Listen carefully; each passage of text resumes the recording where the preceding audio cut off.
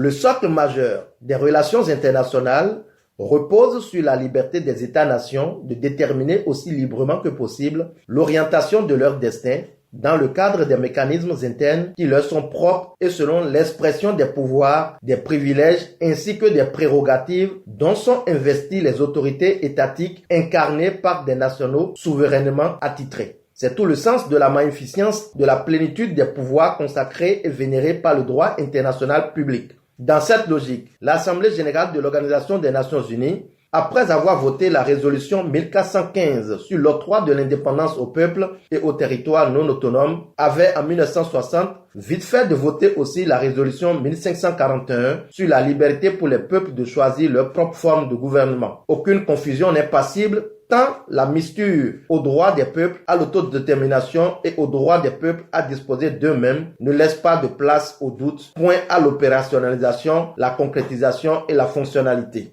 Toute l'histoire des relations internationales contemporaines est traversée regrettablement de démonstrations d'une imbécile conduite colonialiste et impérialiste qui aura tout fait pour soumettre les peuples, pour enlever leur dignité et pour construire à leur encontre et par empoisonnement un carcan de normes juridiques condescendants, malveillants et malhonnêtes. C'est dans ce contexte ambigu, dominé par une lutte terrible des peuples déterminés et définitivement décidés à se libérer une fois pour toutes du joug de la colonisation, de l'oppression, de l'emprisonnement d'un ordre cynique, inique et inhumain qui sape la morale, assujettit les peuples et viole l'éthique première de la coexistence pacifique entre les nations et le respect mutuel des intérêts nationaux concurrents qu'intervient la salutaire décision amplement applaudie et festoyée par les peuples africains des quatre coins du continent. Décision prise par 3 États dont le Mali, le Burkina Faso et le Niger de mettre fin à leur qualité de membre à la CEDEAO, la Communauté économique des États de l'Afrique de l'Ouest. La CEDEAO, impuissante pendant plus d'une dizaine d'années devant les luttes contre le terrorisme au sein de ces 3 pays, inactive devant les modifications fantaisistes des lois fondamentales dans certains pays, incapable de prévenir les crises politiques ou encore électorales, inamovible devant l'oppression des citoyens ou candidats opposant au parti du président en exercice, incapable d'exiger les pratiques de bonne gouvernance dans la gestion du pouvoir public dans certains de ses États membres,